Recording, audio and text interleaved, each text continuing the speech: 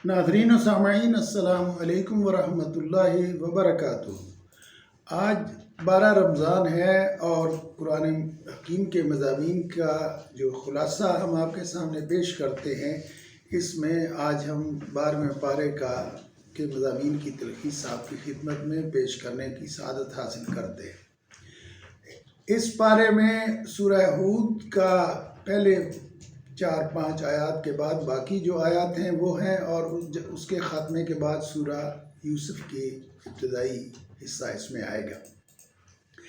सूरह हूद इन दोनों सूरतों के लिए जो इनके जो नाम हैं, जो वजह तस्मिया है, वो उन पैगम्बरों के नाम पर है। यानी सूरह हूद वो सूरह है जिसमें हज़रत हूद अलैहिस्सलाम का ज़िक्र तफसील से आया है, और सूरह यूसुफ वो है जिसमें हज़रत यूसुफ अलैहिस्सलाम का ज़िक्र तफसील से ज़िक्र हुआ है। सूरह हूद की एक खसूसियत ये है कि इसमें चूँकि 5 पिछले जो जलीलुल क़द्र अंबिया गुज़रे हैं उनका और उनकी कौमों की हलाकत का, उन्हें अज़ाब दिए जाने का ज़िक्र है, लिहाजा इसमें नबी करीम सल्लल्लाहु अलैहि वसल्लम जो थे वो भी इससे मुतअस्सर हुए थे। और हदीस में आता है कि हज़रत अबू बकर रज़ियल्लाहु ताला अन्हु ने नबी करीम सल्लल्लाहु अलैहि वसल्लम की रेश मुबारक में सफ़ेद बाल देखे तो कहा कि या रसूलल्लाह आप बूढ़े हो गए हैं। तो फरमाया मुझे सूरत हूद और इस जैसी दूसरी आयात ने, दूसरी सूरतों ने बूढ़ा कर दिया है। मतलब ये है कि ये एक ऐसी सूरत है जिसमें पिछली कौमों के अज़ाब का ज़िक्र है, और हमारे लिए इसमें सबक है कि हम ऐसा रवैया इख्तियार ना करें जो हमें अज़ाब का मुस्तहिक बना दे, और हमें अल्लाह ताला की तरफ रजू करने और उसके अहकाम पर अमल करने का खुगर होना चाहिए। इसके बाद इस सूरत के शुरू में कुरान हकीम की खसूसियात का ज़िक्र है, और वो 3 हैं। एक ये कि ये कुरान अल्लाह की तरफ से है, दूसरी ये है कि इसमें ऐसी आयात हैं जो मुहकम और मजबूत हैं और जिनका मजमून नहायत वाज़ेह है और जिनमें कोई शक शुबे की गुंजाइश नहीं है। तीसरी खूबी इसकी ये बयान फरमाई कि वो मुफस्सिल है, यानी मुजमल नहीं है। ये नहीं है कि बात की जा रही हो और वो वाज़ेह ना हो, मुकम्मल ना हो, पूरी तरह समझ में आने वाली ना हो। फरमाया किताबुन उहकिमत आयातुहु सुम्मा फुस्सिलत मिन लदुन हकीमिन खबीर। अच्छा जी, अगली जो बात अल्लाह ताला ने इस बारे में फरमाई है वो ये है कि सारी मखलूक जो है उसका रिज़्क अल्लाह ताला मुहैया फरमाता है। इसलिए ये जो इकनॉमिक्स की थ्योरी है कि वसाइल कम हैं और इंसान ज़्यादा है, ये इस्लामी नुक्ता नज़र से गलत है, और माल्थस ने अपनी थ्योरी की इब्तिदा इस बात पर रखी थी, और वो आज गलत साबित हो चुकी है, अमलन भी, साइंसी लिहाज से भी। इसलिए कि आबादी दुनिया की कहीं से कहीं पहुंच गई है, लेकिन कोई आदमी इसलिए नहीं मर रहा कि उसको खाने को कुछ मुयसर नहीं है या खाने के वसाइल मुहैया नहीं है। हाँ, इंसानों ने जो आपस में सरमस्तियाँ की हैं कि बाज़ कौमों के पास ज़्यादा है और कुछ कौमों के पास कुछ नहीं है, ये उनका इस्तेहसाल है और उनकी दौलत के गलत तकसीम करने की वजह से है। वरना अल्लाह ताला का रिज़्क जो है वो सारी मखलूक के लिए मौजूद है, सिर्फ इंसानों ही के लिए नहीं, जानवरों के लिए, चौपायों के लिए, परिंदों के लिए, दरिंदों के लिए, सब के लिए अल्लाह ताला जो है वो राज़िक है। एक और बात जो अल्लाह ताला ने यहाँ फरमाई है वो ये कि इंसान का रवैया आम तौर पर गलत होता है। किस में? गम और तकलीफ़ में भी और खुशी में भी। गम और तकलीफ़ में वो कहता है हाय अल्लाह मारे गए, लुट गए, कुछ नहीं रहा, मायूस हो जाता है, हाथ पैर छोड़ देता है, सर पीटने लगता है। और खुशी की जब हो तो फिर कहता है लो जी मैदान मार लिया, मैंने बड़ी कोशिश की, मैंने बड़ी मेहनत की। और वो ये नहीं समझता कि गम और तकलीफ़ भी अल्लाह ताला की तरफ से आता है, और जो मैं फ़ख्र करने की कोशिश कर रहा हूँ कि मैं इस मुसीबत से निकल आया हूँ, ये भी दरअसल अल्लाह की तरफ से होता है। तो मुसलमान का शेवा ये है कि वो मुश्किल आए तो सब्र करता है, अल्लाह का ज़िक्र करता है, उससे मांगता है, और जब वो उसे नवाजता है, खुशहाल करता है, तो फिर वो अल्लाह का शुक्र अदा करता है और फिर भी अल्लाह का ज़िक्र करता है। اس کے بعد اس میں یہ فرمایا کہ قرآن مجید نے جو عربی لوگ تھے، جو قریش تھے، وہ اپنے آپ کو فصیح اللسان سمجھتے تھے، اور اس میں ان کی فخر کی یہ کیفیت تھی کہ وہ عربی نہ بولنے والوں کو اجمی یعنی گونگا کہتے تھے اور سمجھتے تھے، اور ان کو بہت فخر تھا اپنی زبان پہ، اپنی زباندانی پہ۔ لیکن اس کے باوجود قرآن حکیم نے چیلنج کیا اس پارے کی آیات میں کہ اگر تم سمجھتے ہو کہ یہ قرآن اللہ کی طرف سے نہیں ہے تو اس جیسی 10 صورتیں لے آؤ۔ اور اس کے بعد سورہ بقرہ کوئی نہیں لا سکا، پھر سورہ بقرہ میں فرمایا کہ ایک صورت قرآن جیسی لے آؤ، تو وہ بھی کوئی نہیں لا سکا۔ تو اس سے ثابت یہ ہوتا ہے کہ قرآن حکیم جو ہے وہ اللہ کی کتاب ہے، اور جو اس بارے میں غلط فہمی کا شکار ہوتے ہیں وہ خود ہی اس میں تکلیف اٹھاتے ہیں۔ اس کے بعد جو بات فرمائی اللہ تعالیٰ نے وہ یہ ہے کہ اللہ تعالیٰ پر افطرا اور جھوٹ جو ہے وہ بہت نقصان دہ ہوتا ہے، اور اس کے بہت برے اثرات پڑتے ہیں۔ اگر کوئی اللہ پر جھوٹ بولے تو اللہ پر جھوٹ بولنا یہ ہے کہ آدمی کہے جیسے یہودی کرتے تھے کہ ہماری یہ کتاب اللہ کی طرف سے، حالانکہ اس میں انہوں نے خود اپنے ہاتھ سے اضافے کیے ہوتے تھے، تو ظاہر ہے جنہوں نے ہاتھ کا لکھا ہے اس کو اللہ کا کلام کیسے کہہ سکتے ہیں؟ تو اللہ پر افتراء جو ہے وہ کسی کو نہیں کرنا چاہیے۔ اور اسی طریقے سے نبی کریم صلی اللہ علیہ وسلم کی احادیث میں بھی قطر بھی عورت نہیں کرنی چاہیے۔ اللہ تعالیٰ پر جو افتراء کرتے ہیں اس کے چیزیں جو ہیں وہ واضح ہیں کہ اللہ کی طرف غلط بات کو منسوب کرنا جو ہے، ان کو ایسے لوگوں کی اللہ کے سامنے جب پیشی ہوگی اور اللہ کی طرف سے مقرر کردہ گواہی دیں گے کہ لوگوں نے اللہ پر جھوٹ بولا تھا، اور ایسے لوگ جو ہیں وہ اللہ کے نزدیک ملعون ہیں، لوگوں کو حق کے راستے سے روکتے ہیں، دین میں شبہ پیدا کرنے کی کوشش کرتے ہیں، آخرت کے منکر ہیں۔ یہ لوگ روئے زمین پر کہیں بھی اللہ سے بچ نہیں سکتے، قیامت کے دن ان کا کوئی حامی اور مددگار نہ ہوگا، ان کا عذاب دو چند ہو جائے گا، اور یہ حق بات نہ سن سکتے ہیں نہ سمجھ سکتے ہیں۔ اللہ تعالیٰ پر افتراء اور جھوٹ بولنے کے جو نقصانات ہیں وہ یہ ہے کہ ایسے لوگ جب اللہ کے حضور پیش ہوں گے اور تو اللہ کی طرف سے مقرر کردہ گواہی دیں گے کہ ان لوگوں نے اللہ پر جھوٹ بولا تھا۔ یہ ظالم اللہ کے نزدیک ملعون ہیں، یہ لوگوں کو حق کے راستے سے روکتے ہیں، دین میں شبہ پیدا کرنے کی کوشش کرتے ہیں، آخرت کے منکر ہیں۔ یہ لوگ روئے زمین پر کہیں بھی اللہ سے بچ نہیں سکتے، قیامت کے دن ان کا کوئی حامی اور مددگار نہیں ہوگا، ان کا عذاب دوسروں سے زیادہ ہوگا، یہ حق بات کو نہ سن سکتے ہیں اور نہ سمجھ سکتے ہیں۔ ان لوگوں نے اپنے لیے سب سے گھاٹے کا سودا کیا ہے۔ اور اسی طریقے سے نبی کریم صلی اللہ علیہ وسلم نے فرمایا کہ من کذب علیہ متعمدا فلیتبوأ مقعدہ من النار، کہ جو مجھ پر جھوٹ بولے گا وہ جہنم میں جائے گا۔ تو اس کا مطلب یہ ہے کہ ہمیں اللہ اور رسول پر جھوٹ نہیں بولنا چاہیے۔ ایک اور بات جو جہاں فرمائی وہ یہ ہے کہ استقامت کے بارے میں کہا کہ استقامت اختیار کرو۔ سورہ ہود کی 112 نمبر آیت میں فرمایا اللہ تعالیٰ نے فَاسْتَقِمْ كَمَا أُمِرْتَ وَمَنْ تَابَ مَعَكَ وَلَا تَطْغَوْا إِنَّهُ بِمَا تَعْمَلُونَ بَصِيرٌ، کہ استقامت جو ہے یہ بہت اہم چیز ہے اور مشکل چیز بھی ہے۔ ایمان لے آنا آسان ہے، لیکن اس ایمان کے تقاضے پورے کرنا اور اس پر قائم رہنا مرتے دم تک یہ کار دارد ہے۔ اس لیے یہ ایک سخت حکم ہے، اور اسی لیے اللہ تعالیٰ نے جو ہمارے حدیث تو نہیں ہے لیکن بہرحال اسلاف کے اور اہل دانش جو ہیں وہ کہا کرتے ہیں کہ الاستقامہ فوق الکرامہ، یعنی کرامت اتنی اہم نہیں ہے، استقامت جو ہے یہ بہت اہم ہے۔ استقامت یہ ہے کہ اب دین پر ڈٹے رہنا اور اس پہ ساری عمر گزار دینا، یہ نہیں ہے کہ سال ادھر اور دوسرے سال ادھر اور تیسرے سال ادھر، تو آخر دم تک ساری زندگی اس پر موجود رہنا یہ استقامت ہے۔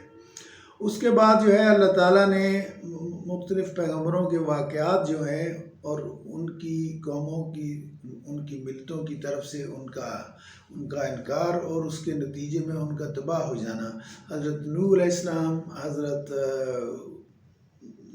ہود علیہ السلام، اور حضرت صالح علیہ السلام اور حضرت شعیب علیہ السلام اور حضرت لوط علیہ السلام، ان 5 جلیل القدر انبیاء کی قوموں کا یہاں ذکر کیا گیا ہے کہ ان کو جب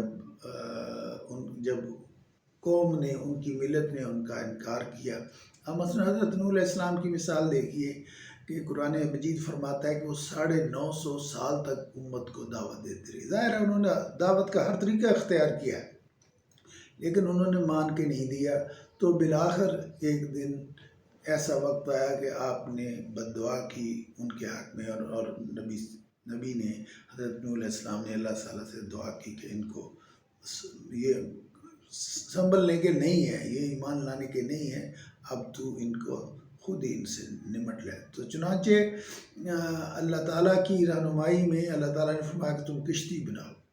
جب وہ کشتی بناتے تھے لوگ ہنستے تھے، کہتے ہیں لو جی خشکی میں کشتی بن رہی ہے. تو وہاں چونکہ علاقہ خشکی کا تھا تو وہاں کشتی بنانے کی کبھی نہ کبھی بنی نہ کبھی بنائی.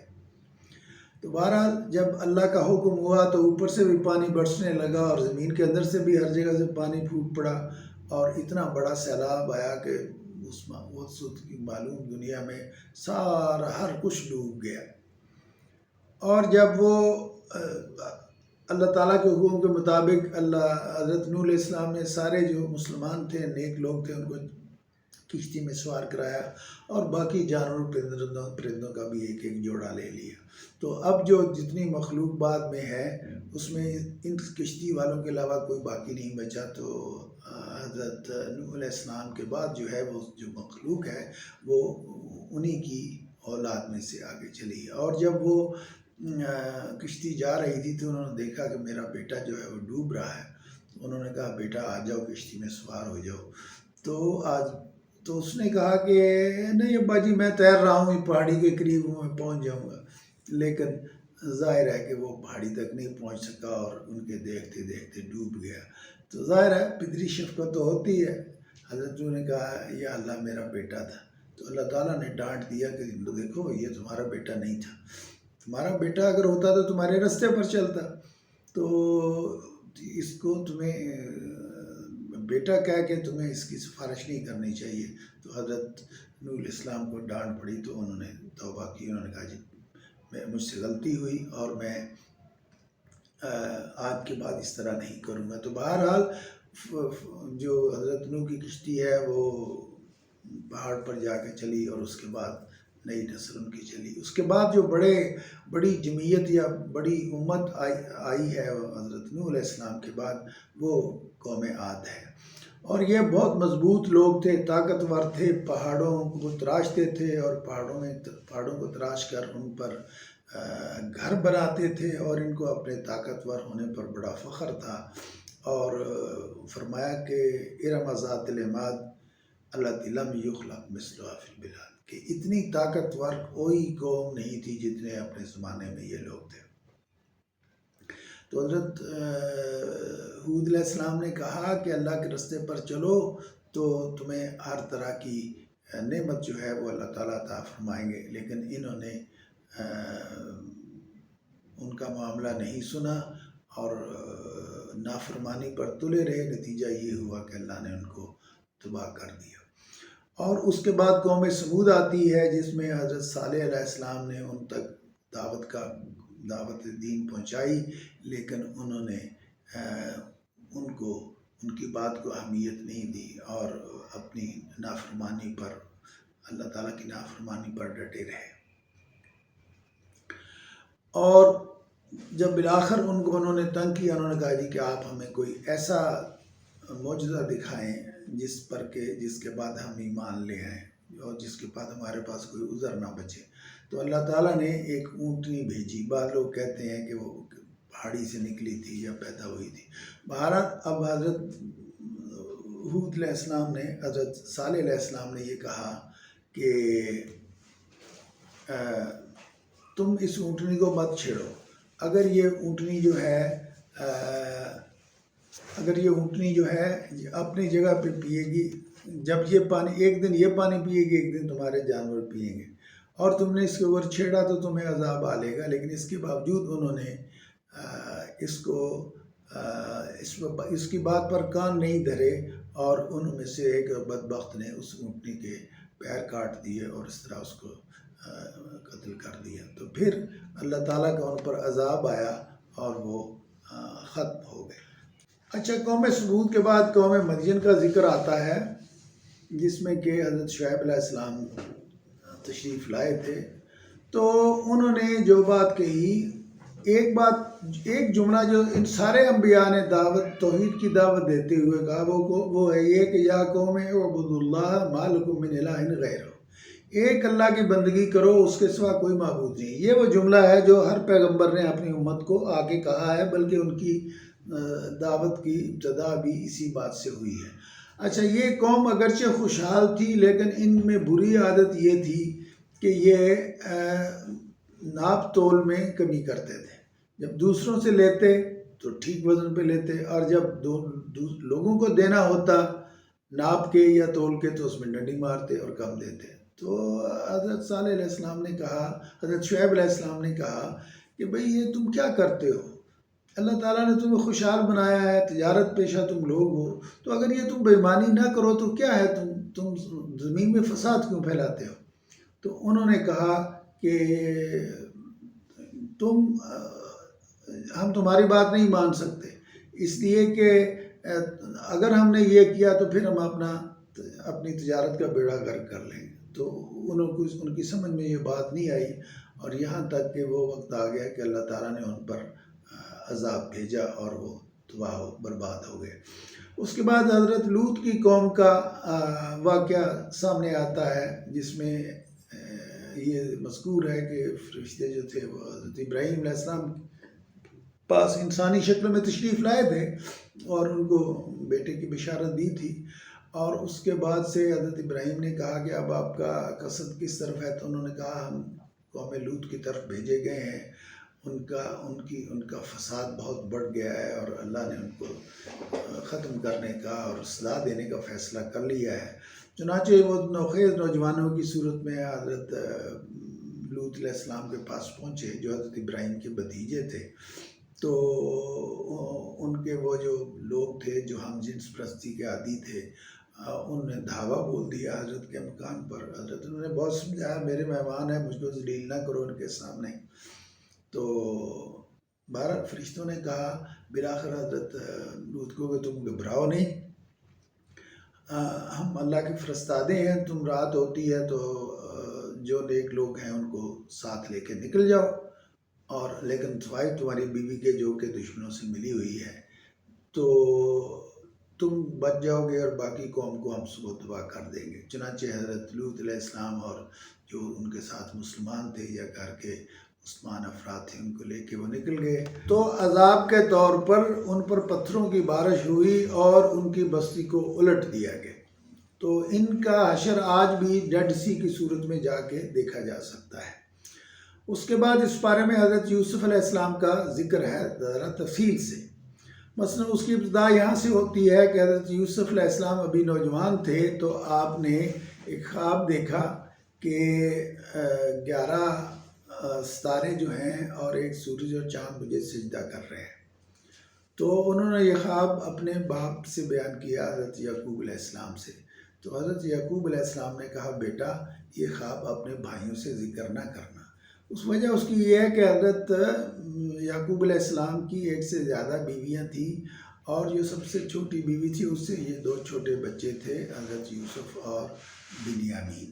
تو بنیامین اس وقت چھوٹے تھے، تو حضرت یوسف جو تھے یہ بڑے تھے، اور ان کو ظاہر ہے چھوٹے بچوں سے ماں باپ کو زیادہ پیار ہوتا ہے، یہ فطری سی بات ہے۔ اس کا جو بڑے ہو جاتے ہیں اس کا مطلب یہ نہیں ہے کہ ان سے کچھ کم پیار ہو جاتا ہے، لیکن بڑے ہو جاتے ہیں تو ظاہر ہے ان سے پیار کا اظہار اس طرح نہیں ہوتا جس طرح چھوٹے بچے سے ہوتے ہیں۔ چھوٹے بچوں کی شرارتیں بھی پیاری لگتی ہیں، اور وہ معصوم ہوتے ہیں، تو ان کی معصومیت جو ہے وہ آدمی کو اپنی طرف اٹریکٹ کرتی ہے۔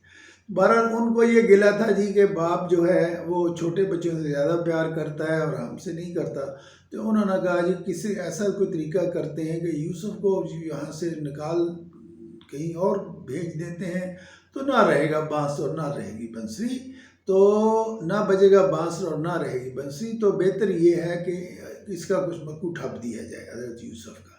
چنانچہ انہوں نے ایک پلاننگ بنا لی اور اپنے ابا کے پاس آئے اور کہنے لگے حضرت یعقوب علیہ السلام کو کہ ہم کل جا رہے ہیں پکنک کے لیے جنگل میں، تو آپ ہمارے ساتھ حضرت آپ میرے ساتھ یوسف کو بھی بھیجیں، ہمارا بھائی ہے، انجوائے کرے گا، کھیلے کودے گا۔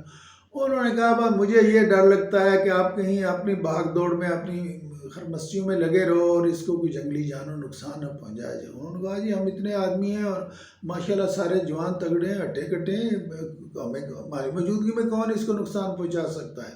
تو بہرحال انہوں نے اس کو واپس ان کے ساتھ بھجوا دیا۔ تو ان کی تو پلاننگ اپنی تھی۔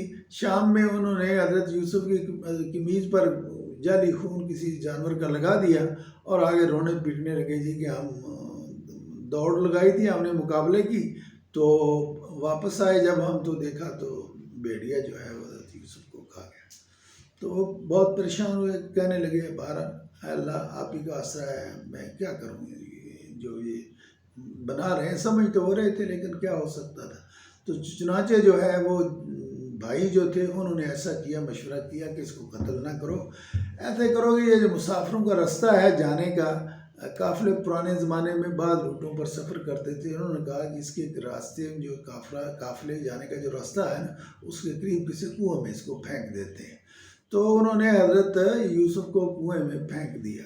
تو جب قافلہ آگے وہاں رکا تو انہوں نے آدمی کو بھیجا جا کے پانی لے آؤ۔ تو انہوں نے ڈور نیچے جب کیا پانی لینے والے نے تو حضرت یوسف نے اس رسی کو پکڑ لیا، تو اس طریقے سے وہ پانی کے کنویں سے باہر آ گئے۔ تو اس نے جب حضرت یوسف کو دیکھا کہ بڑا خوبصورت لڑکا ہے تو وہ بہت خوش ہوا اور خوشی خوشی قافلے میں لے کے گیا۔ اس کی وجہ یہ کہ یہ وہ زمانہ تھا جب کہ بچوں کی اور عورتوں کی اور مردوں کی منڈیاں لگتی تھیں، غلام ہوتے تھے، لوگ فروخت ہوتے تھے۔ تو انہوں نے اس کو غلام سمجھا، کموڈیٹی سمجھا اور مصر کے بازار میں جا کے اس کو بیچنے کے رکھ دیا۔ تو اتفاق سے جو ان کا عزیز مصر تھا، یوں سمجھیے کہ فائنانس منسٹر تھا، اس نے بچہ دیکھا خوبصورت ہے، معصوم ہے، نیک لگتا ہے، تو انہوں نے اسے خرید لیا۔ اور ان کی اپنی اولاد نہیں تھی، اس نے بیوی کو کہا کہ یہ سمجھ لو کہ اللہ نے ہمیں اولاد دے دی ہے، ہم اسے آرام سے محبت سے پالتے ہیں۔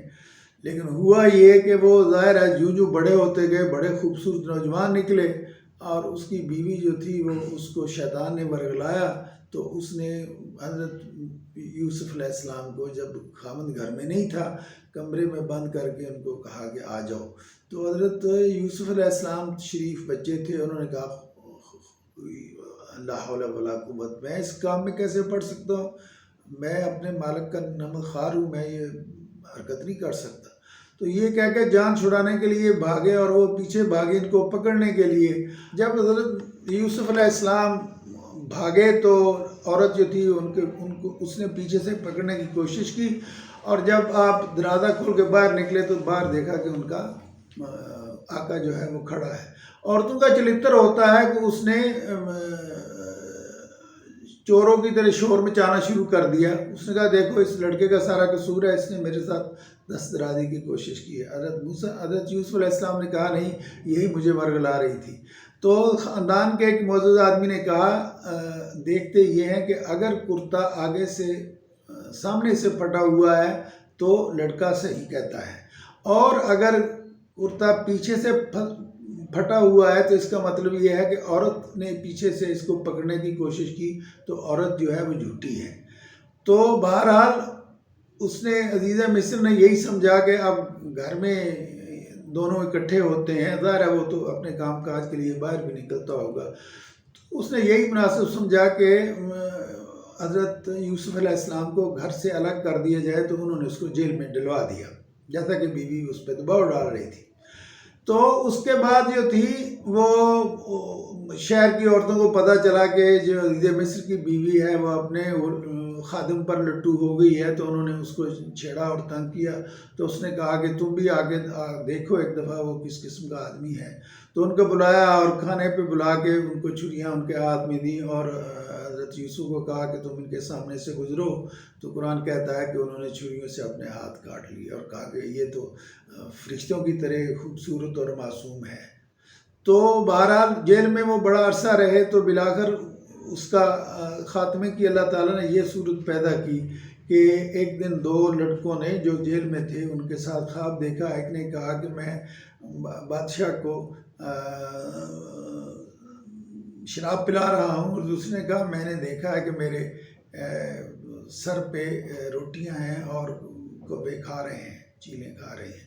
تو آپ نے کہا بھی میں خواب تو تم کو بتاؤں گا، لیکن پہلے اس بات کو یاد رکھو کہ اللہ تعالیٰ جو ہے وہ ہمارا خالق حقیقی ہے اور مالک حقیقی ہے، اور اس کے علاوہ کوئی اور جو ہے وہ عبادت کے لائق نہیں ہے. اور یہ جو لوگوں نے دوسرے خدا بنا رکھے ہیں یا اس کی خدائی میں شریک کرتے ہیں، یہ بالکل غلط بات ہے. تو ان کو اچھی طرح توحید کی دعوت دی، اور پھر ان کو خواب کی تعبیر یہ بتائی کہ تم ایک کو بتایا کہ تم رہا ہو جاؤ گے اور بادشاہ کا ساقی بن جاؤ گے، اور دوسرے کو کہا کہ تمہیں پھانسی کی سزا ملے گی. تو جس کو کہا تھا کہ وہ بادشاہ کا درباری بن جائے گا، اس کو کہنے لگے حضرت یوسف کہ تم اب بادشاہ سے ذکر کرنا کہ مجھے یہاں انہوں نے ظلم زیادتی کی ہے اور بند کر رکھا ہے بغیر کسی وجہ کے. تو اس کو شیطان نے بلا دیا اور وہ کئی سال جیل میں رہے. پھر بادشاہ نے ایک دن کہا کہ میں نے خواب دیکھا ہے کہ 7 گائیں ہیں جو خوب موٹی تازی ہیں، اور 7 گائیں ہیں جو بالکل دبلی پتلی ہیں اور وہ ان کو کھا رہی ہیں. تو بتائیے اس کی تعبیر کیا ہے؟ لوگوں کو اس کی تعبیر سمجھ نہیں آئی. تو وہ جو آدمی بادشاہ کو شراب پلاتا تھا نا، اسے یاد آ گیا کہ حضرت یوسف نے یہ کہا تھا. اس نے کہا کہ جیل میں ایک ایسا آدمی ہے جو اس کی تعبیر بتا سکتا ہے، آپ مجھے اجازت دیں میں اس سے جا کے پوچھ کے آتا ہوں. تو وہ آیا اور حضرت یوسف سے آ کے کہا کہ اس بات کی تعبیر بتا دیجیے. انہوں نے کہا تعبیر میں تو تمہیں بتا دوں گا، لیکن پہلے مجھے یہ بتاؤ کہ مجھے یہاں کیوں بند کر رکھا ہے، وجہ کیا ہے، میرے ساتھ ظلم ہوا ہے. تو بادشاہ سے کہو کہ جا کے پہلے اس کی انویسٹیگیشن کرائے کہ اصل مسئلہ کیا ہے. بادشاہ نے انویسٹیگیشن کرائی، تحقیق کرائی، تو پتہ چلا کہ عورتیں جو تھیں ان کی طرف سے زیادتی تھی اور جھوٹا الزام تھا، اور حضرت یوسف علیہ السلام تو بری تھے اور پاک باز تھے. تو انہوں نے تعبیر آپ نے ان کو یہ بتائی کہ 7 سال بہت اچھی پیداوار ہوگی، اور اس کے بعد 7 سال قحط آئے گا، کوئی پیداوار نہیں ہوگی. تو جو اچھی پیداوار ہوگی اس زمانے میں، اس میں گندم کو اس کے سٹے ہی میں رہنے دو، اور اس سے گندم کے دانے مت نکالو، اور اس کو اس وقت استعمال کریں گے جب 7 سال قحط کے آئیں گے. تو بادشاہ یہ تعبیر سن کے خوش ہو گیا، اور آپ کی بات پر پہلے ہی وہ مطمئن تھا کہ وہ پاک باز سے اور اتنا عرصہ جیل میں رہے. تو اس نے کہا کہ آپ میرے ساتھ کام کریں، چھوڑیں دوسرے لوگوں کو، اور یہ جو مسئلہ ہونے والا ہے اس میں میری مدد کریں. اس نے کہا، حضرت یوسف نے کہا کہ اگر یہ میں تمہاری مدد تبھی کر سکتا ہوں جب کہ میں یہ چیزیں میری قدرت میں ہوں، میرے ہاتھ میں ہوں. تو آپ مجھے اس پروجیکٹ کا سربراہ بنا دیں، تو انشاءاللہ میں قوت بھی رکھتا ہوں اور صلاحیت بھی رکھتا ہوں، اور حکمت سے اس معاملے کو نمٹا لوں گا. تو بادشاہ نے ان کو اس پروجیکٹ کا انچارج بنا دیا، گویا کہ فائنانس منسٹر بنا دیا، جس کو اس زمانے کی لفظوں میں عزیز مصر کہتے تھے. تو یہاں تک جو یہ واقعہ ہے اس پارے میں بیان ہوا ہے، اور اگلے پارے میں حضرت یوسف علیہ السلام کا جو قصہ ہے آگے چل رہا ہے. آخر دعوانا الحمدللہ رب العالمین.